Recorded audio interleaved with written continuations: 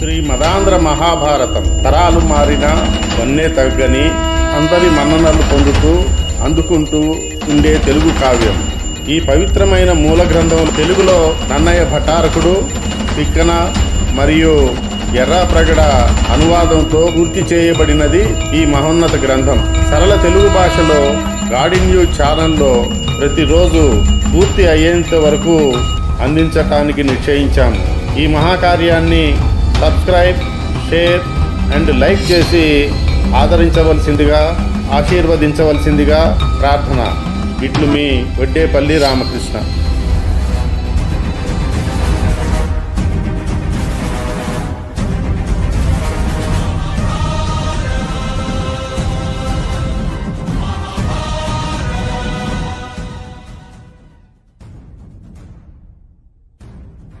ఇంద్రప్రహ్లాద సంవాదము. పాండవులలో జ్యేష్ఠుడైన ధర్మరాజు భీష్ముడిని ప్రశ్నిస్తూ, తాత, కొన్ని కర్మలు మనిషికి శుభాలను, మరికొన్ని అశుభాలను కలిగిస్తాయి. అయితే వాటికి మనిషి కర్త కాడా అనే విషయం సులభంగా నిర్ణయించలేము. ఆ ధర్మ సూక్ష్మం నాకు వివరించండి అని అడిగాడు. దీనికి భీష్ముడు సమాధానమిస్తూ, ఒకప్పుడు ఇంద్రుడు ప్రహ్లాదుని మధ్య జరిగిన సంభాషణను చెబుతాను, విను. ఒకసారి దేవదానవ యుద్ధంలో ప్రహ్లాదుడు ఓడిపోయాడు. అయితే అతను విచారించకుండా వనంలో ఏకాంతంగా నారాయణ జపం చేస్తూ కూర్చున్నాడు. ఇంద్రుడు అక్కడికి వచ్చి అతని మనసులో ఏముందో తెలుసుకోవాలని, రాక్షస రాజా, శత్రువుల చేతిలో ఓడిపోయినందుకు బాధపడడం లేదు, సంపదలు పోయినందుకు కూడా విచారం లేదు, నిశ్చలమైన మనసుతో శ్రీహరి ధ్యానం చేస్తూ కూర్చున్నావు, నీవింత నిర్లిప్తుడు ఎలా అయ్యావు అని ప్రశ్నించాడు. దానికి ప్రహ్లాదుడు ఇలా సమాధానమిచ్చాడు, దేవేంద్ర, కలిమి, లేమి అనే రెండూ లోక సత్యాలు. అయితే కలిమి మన ప్రయత్నంతోనే వస్తుందని లేదా రాదని అనుకోవడం మూర్ఖత్వం. పురుష ప్రయత్నం ఉండాలి, కాని దానివల్లే అన్నీ సాధ్యమవుతాయనుకోవడం భ్రమ. శత్రువులను ఓడించడం, మిత్రులు ఆదుకోవడం, కష్టసుఖాలు అనుభవంలోకి రావడం అన్నీ బ్రహ్మదేవుడి నిర్ణయం ప్రకారం జరుగుతాయి. మనిషికి కలిగే ఊహలు అతని స్వభావానికి తగినట్టుగానే ఉంటాయి. వాటికి కార్యరూపం లభించకపోతే అవి తానే అణగారిపోతాయి. ఇవి చాలా చంచలమైనవి, స్థిరంగా ఉండవు. అలాంటప్పుడు ఒక వివేకవంతుడు ఈ ఊహల్లో చిక్కుకుని పిచ్చివాడిలా తిరగడం సరియా? ఇంకొకటి, నేనే అన్నీ చేస్తున్నాను అనే అహంకారం అజ్ఞానం. నిజంగా మనమే కర్తలు అయితే కొన్ని పనులు మధ్యలో ఎందుకు చెడిపోతాయి? కొన్ని చెడు ఫలితాలు ఎందుకు ఇస్తాయి? అన్నీ సవ్యంగా జరిగి మంచి ఫలితాలు ఇవ్వవచ్చు కదా. కాబట్టి పురుషుడు అసలు కర్త కాడని తెలుసుకుంటే మనసు ప్రశాంతంగా ఉంటుంది. మరొక విషయము విను. దైవం చల్లగా చూస్తే మన పని నెరవేరుతుంది. అప్పుడు దానిని తన ప్రయోజనంగా భావించి విద్యవీగే వ్యక్తి కర్మఫల బంధంలో చిక్కుకుపోతాడు. కాని అహంకారం లేని పురుషుడు తన కర్మలన్నింటినీ పరమేశ్వరార్పణంగా భావించి కర్మబంధాల నుండి విముక్తుడవుతాడు. కావున దైవ లీలలను గమనిస్తూ కార్యసిద్ధి అయినా కానప్పటికీ వాటి ద్వంద్వాల ద్వారా సుఖదుఖాలను అనుభవించకుండా మనస్సును వాటి నుంచి మళ్లించడం చాలా సుఖకరమైన పని. నేను ప్రాణులు శాశ్వతమైనవి కావని గ్రహించి ఈ సంసార బంధాల నుంచి విముక్తిని కోరుతూ భగవద్ధ్యానంతో ఆనందిస్తున్నాను. ఇంద్రియ నిగ్రహం, శాంతం, ప్రజ్ఞ కలిగిన వాడి మనస్సు ఎప్పుడూ సుఖదుఖాల వల్ల కలిగే ఆయాసానికి లోనవదు. అందుకే నేను నిశ్చింతగా ఉన్నాను అని చెప్పాడు. ప్రహ్లాదుని స్థిర చిత్తత్వం, వివేకం చూసి ఆశ్చర్యపోయిన ఇంద్రుడు అతన్ని అభినందించి తన నివాసానికి తిరిగి వెళ్లాడు. భీష్ముడు ధర్మరాజునకు విష్ణు మంత్ర ప్రభావము చెప్పుట. ధర్మరాజు భీష్ముడిని ప్రశ్నిస్తూ, మహాత్మా, పితామహ, మానవులు ఎవరి నామస్మరణం చేస్తే మోక్షాన్ని పొందుతారు? ఏ కార్యం చేపట్టితే మన ఆలోచనల్లో కల్మషం ప్రవేశించకుండా ఉంటుంది? ఆ విషయాలను నాకు వివరించండి అని అడిగాడు. దానికి భీష్ముడు సమాధానమిస్తూ, ధర్మరాజా, నేను నారద మహాముని వల్ల విన్న విషయాన్ని చెబుతాను, విను. ఒకసారి నారదుడు వైకుంఠానికి వెళ్లి శ్రీ మహావిష్ణువునకు నమస్కరించి, దేవా, మోక్షాన్ని కోరుకునేవారు ఎలా నిన్ను సేవించాలి? ఏ మంత్రాన్ని జపించాలి? అన్నీ నాకు చెప్పండి అని ప్రార్థించాడు. అందుకు విష్ణుమూర్తి ఇలా సమాధానం ఇచ్చాడు, పరమ భక్తి, నిర్మలమైన శ్రద్ధ, ఇంద్రియ నిగ్రహం ఇవన్నీ నన్నుద్దేశించిన ధ్యానానికి మూల స్తంభాల వంటివి. రాజ్యపాలనలో మంత్రులు ఎంత కీలకమైన వారో ఇవి కూడా ధ్యానాన్ని అంతే గాఢమై ఫలప్రదంగా ఉంచుతాయి. కల్మషం లేని వారికి, బాహ్య అంతర పాపచింతన రహితులకు ఇవన్నీ పూర్వజన్మ సుకృతం వల్ల సహజంగా లభిస్తాయి.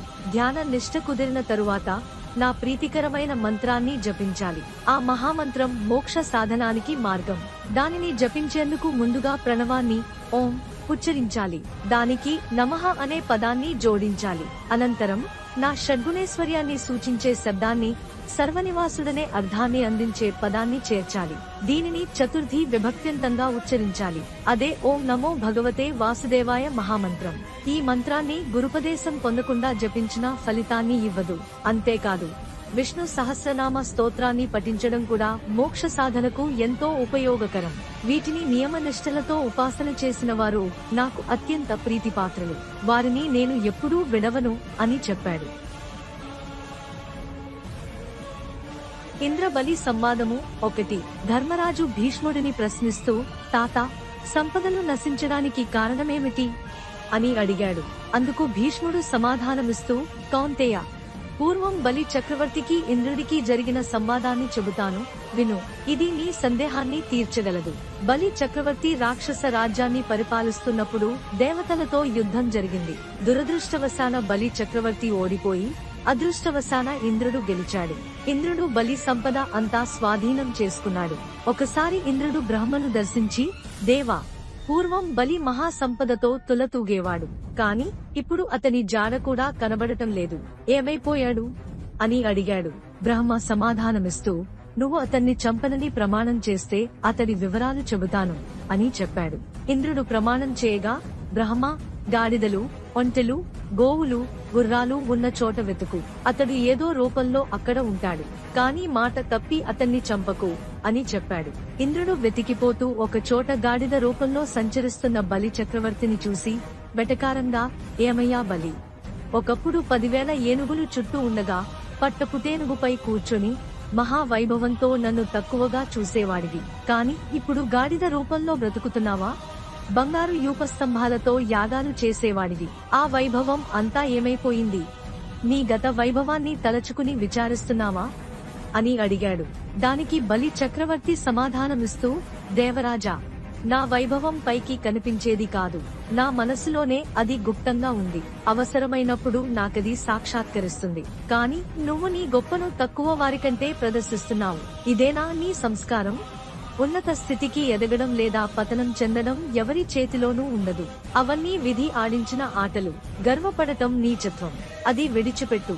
నేను కోపించి ఒక్క గరుడ అన్నా నువ్వు నీ వజ్రాయుధం నేల గూలిపోతాయి. కాని ఇది పరిహాసంగా అన్న మాట మాత్రమే. నాకసలు కోపం లేదు. బ్రహ్మ వ్రాసిన విధిని ఎవ్వరూ మించలేరు. అహంకారం విడిచి ప్రశాంతంగా ఉండి ధర్మాన్ని అనుసరించు అని బుద్ధి చెప్పాడు. ఇంతలో బలిచక్రవర్తి శరీరంలో నుంచి బంగారు రంగుగల ఒక సుందరి వెలువడింది. ఆమెను చూసిన ఇంద్రుడు, ఆమె ఎవరు అని అడిగాడు.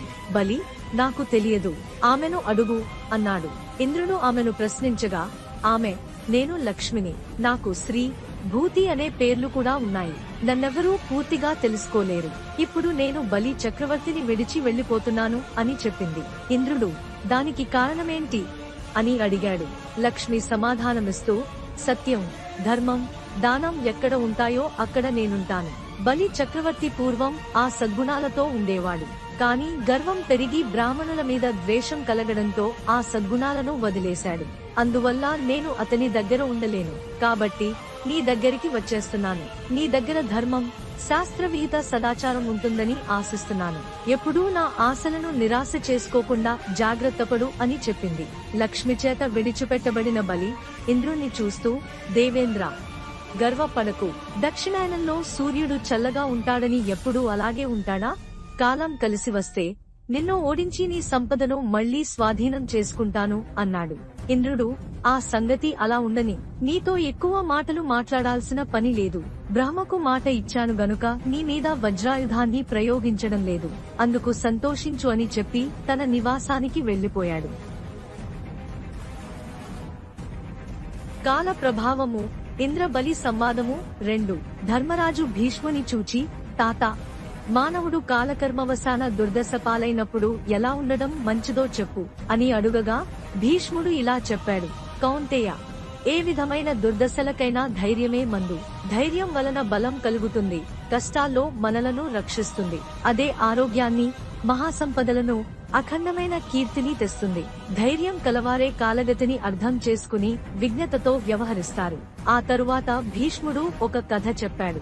పూర్వం సురాసుర మహాసంగ్రామంలో విష్ణుదేవుని అనుగ్రహంతో దేవతలు విజయం సాధించారు. ఆ సమయంలో రాక్షసుల రాజు బలిచక్రవర్తి ఓడిపోయి తన రాజ్యం కోల్పోయి సముద్ర తీరంలోని ఓ గుహలో నివసిస్తూ ఉండేవాడు. దేవేంద్రుడు యుద్ధంలో విజయం సాధించిన ఆనందంలో ఐరావతం మీద 3 లోకాలలో విహరిస్తూ ఆ గుహలో కూర్చుని ఉన్న బలిని చూసి దగ్గరకు వెళ్లాడు. బలి చక్రవర్తి శత్రువైన ఇంద్రుణ్ణి చూచినా భయపడకుండా, తొందరపడకుండా, కలవరపడకుండా నిశ్చలంగా ఉండటం చూసి ఆశ్చర్యపోయాడు. అప్పుడు ఇంద్రుడు అడిగాడు, దైత్యరాజా, రాజ్యవైభవం లేకుండా, శత్రువుల ఐశ్వర్యం చూసి అసూయపడకుండా నిశ్చల చిత్తంతో ఉన్నావు. ఈ నిర్వికారత్వం నీకు ఎక్కడిది? నీ పరాక్రమం వల్లనా, లేక తపోమహిమ వల్లనా? దానికి బలి సమాధానం ఇస్తూ, ఇది నీ శక్తి వల్ల కాదు, నా ప్రజ్ఞ వల్ల కాదు. ఇదంతా దైవకృతం. కష్టసుఖాలు కాలానుసారం మారిపోతుంటాయి. గర్వం లేకుండా, విషాదానికి లోనవకుండా ఉండడమే ఉత్తమం. రాజ్యాన్ని కోల్పోయినప్పుడు ధైర్యం అవలంబించడమే మంచిది. స్నేహితులు, చుట్టాలు, అనుచరులు అంతా వైభవం ఉన్నప్పుడే నీతో ఉంటారు. కాని ఆ వైభవం తగ్గినప్పుడు వారెవరూ దాన్ని మార్చలేరు. ఒకప్పుడు నేను నిన్ను ఓడించానంటే అది నా బుద్ధి వల్ల కాదు, కాలం నాకు అనుకూలించిందని. ఇప్పుడు నువ్వు నన్ను ఓడించావంటే అది నీ శక్తి వల్ల కాదు, నీకు కాలం సహకరించిందని అర్థం. అందువల్ల శుభాశుభాలన్నింటికీ కాలమే కారణం. అసలు నాకు నీకు శత్రుత్వం ఎందుకు ఉండాలి? కాల ప్రభావం చేతనే చెట్టున కాసిన కాయ పండినట్లుగా ఈ జీవులు కూడా ఒక స్థితిని పొందుతారు. ఇంద్రుడు బలిని ప్రశంసిస్తూ, ఓ బలి, నీవు ధైర్యం, వినయం, వివేకంతో ప్రశాంతంగా ఉన్నావు. దీని వెనుక కారణమేమిటి అని అడగగా బలి సమాధానమిస్తూ, దేవరాజా, నేను కాల మహిమ తెలుసుకుని కలత చెందకుండా ఉన్నాను. కాలం అన్ని పరిణామాలను అనుసరించి మానవులకు అందిస్తుంది. లోభం, కోపం, కామానికి లోనయ్యే వారు కాల ప్రభావాన్ని అర్థం చేసుకోలేరు. కాని కాలగతిని గ్రహించిన వారు శాంతిని పొందుతారు. ఆ మనశ్శాంతి ఆత్మస్వరూపాన్ని తెలుసుకునే మార్గాన్ని చూపిస్తుంది. కాల గమనాన్ని అర్థం చేసుకున్న వారికి కాల ప్రభావం వల్ల ఎలాంటి దుఃఖాలు ఉండవు.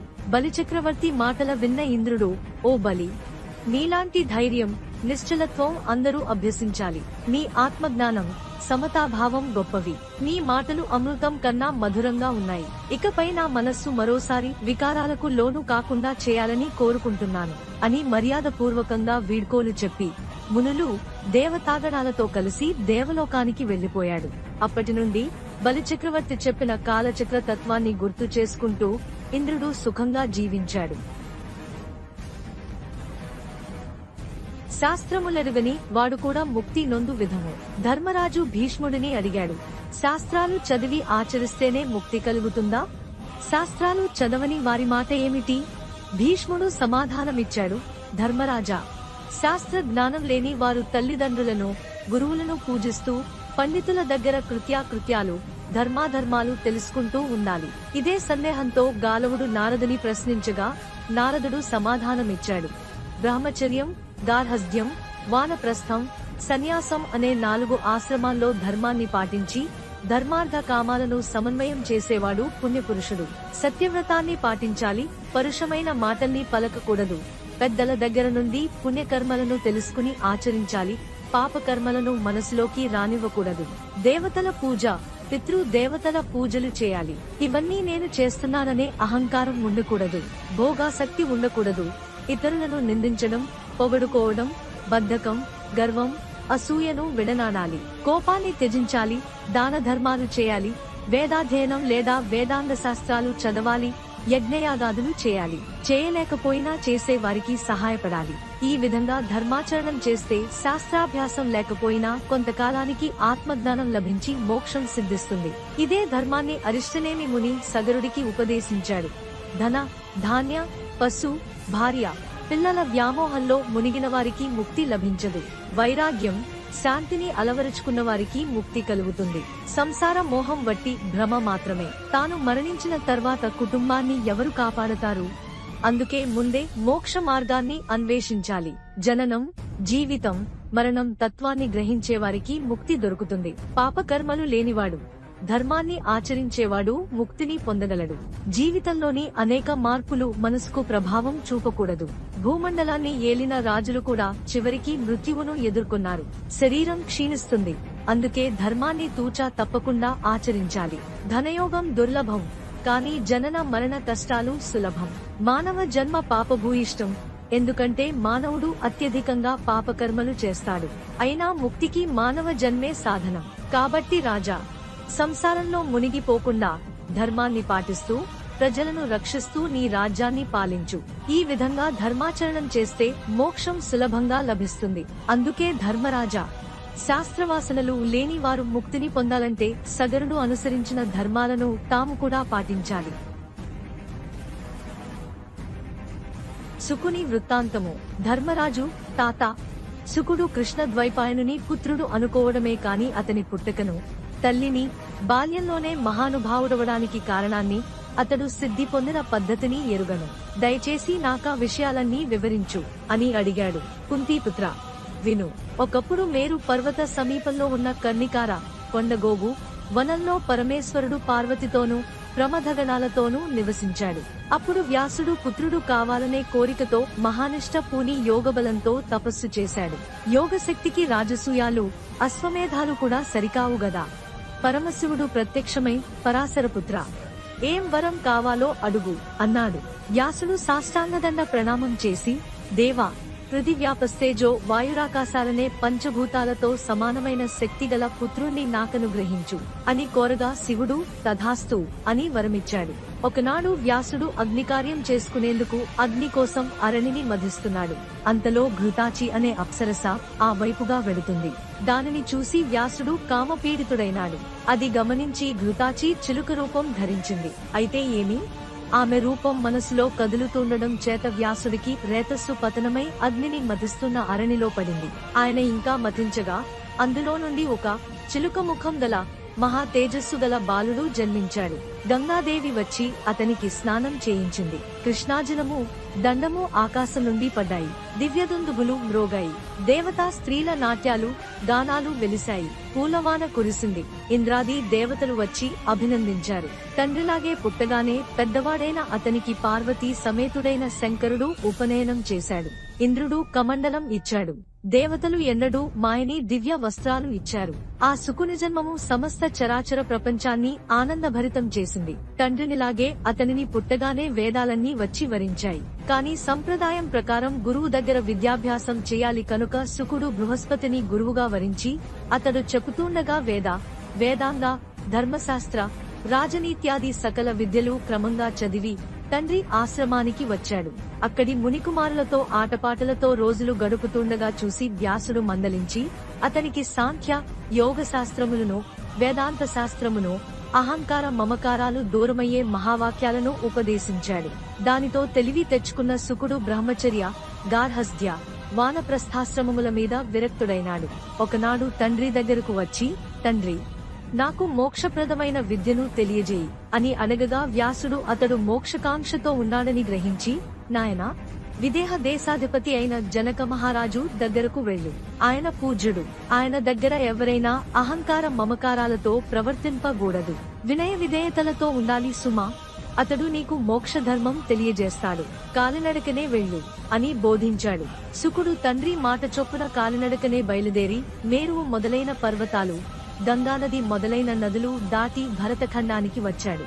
వస్తూ కూడా ఎన్ని వింతలు కనబడినా వాటిని మనస్సునకు పట్టించుకోకుండా విదేహ రాజ్యాన్ని చేరాడు.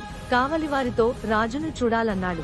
వారు లోనికి పోనివ్వలేదు. అలాగే నిలుచుండిపోయాడు. అప్పుడు వారు లోనికి పంపగా రాజమందిరం దగ్గర ద్వారపాలకులు లోనికి వదలలేదు.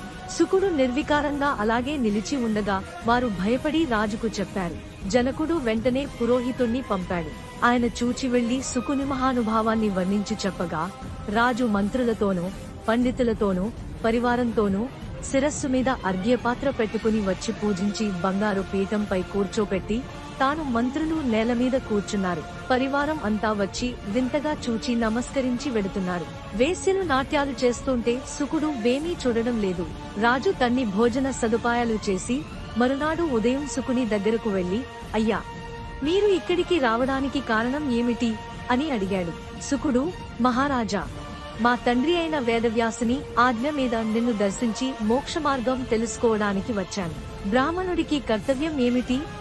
ఏం చేస్తే మోక్షం పొందవచ్చును? ఈ విషయాలు నాకు దయతో బోధించు అన్నాడు.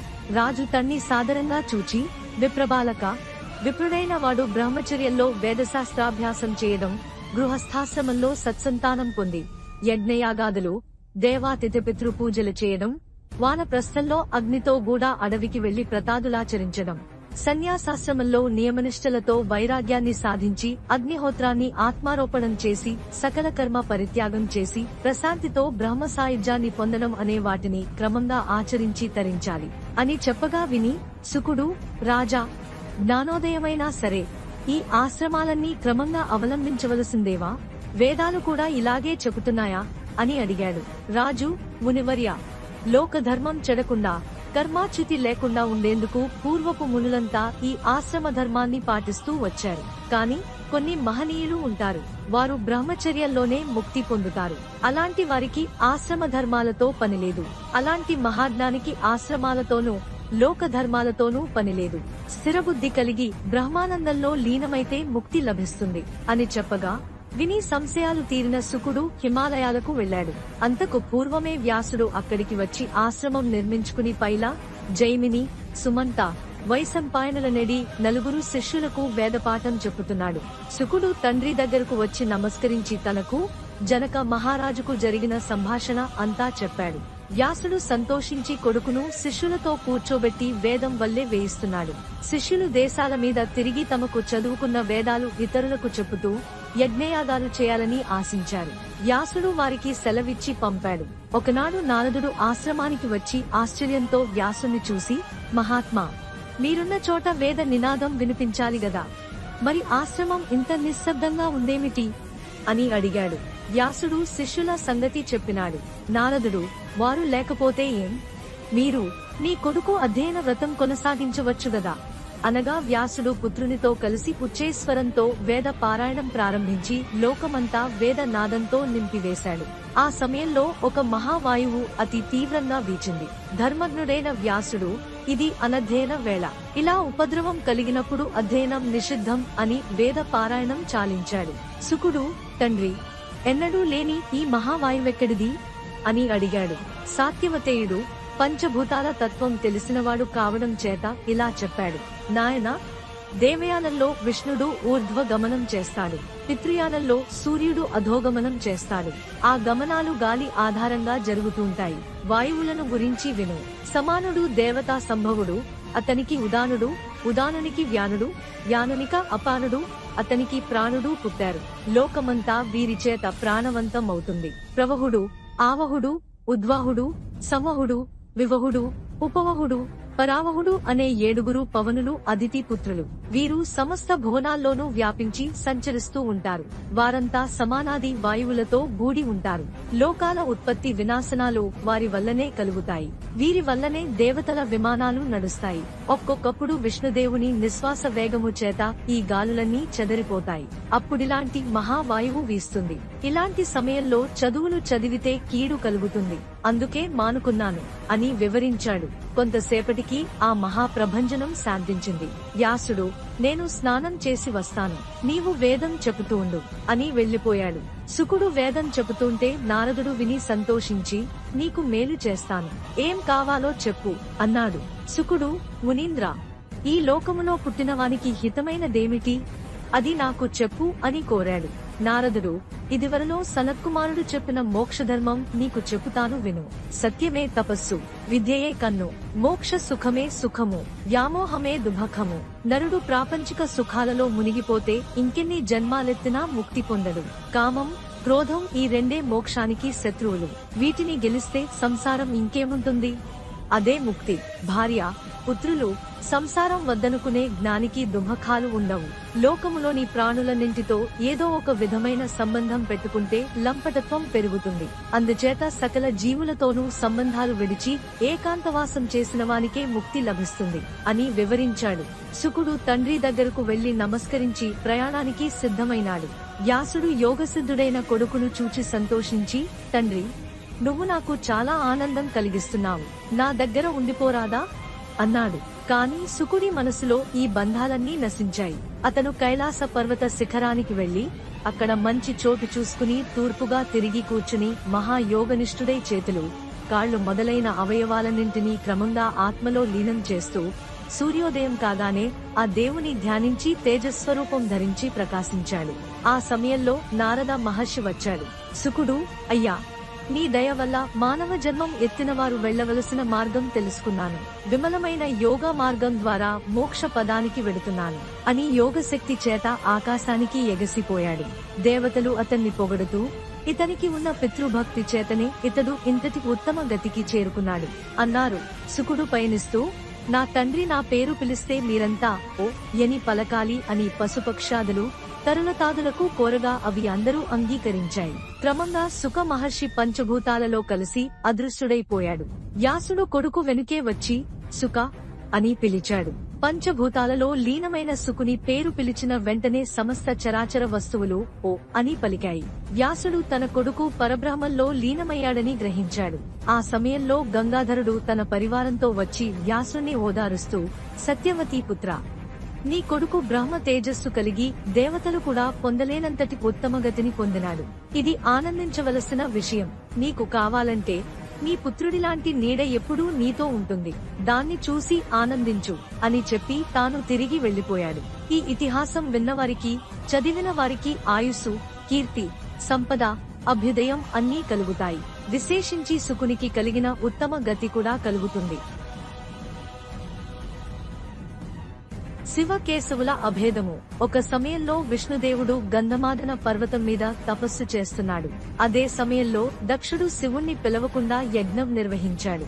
శివుని భార్య సతీదేవి, దక్షుని కూతురు. తండ్రి పిలవకపోయినా యజ్ఞానికి వెళ్లి తండ్రి చేసిన అవమానంతో యోగాగ్నిలో పడి తనువు చాలించింది. అందుకు కోపగించిన రుద్రుడు యజ్ఞాన్ని ధ్వంసం చేశాడు. ఆ యజ్ఞం భయపడి పారిపోయి శ్రీహరి గుండెల్లో దాక్కుంది.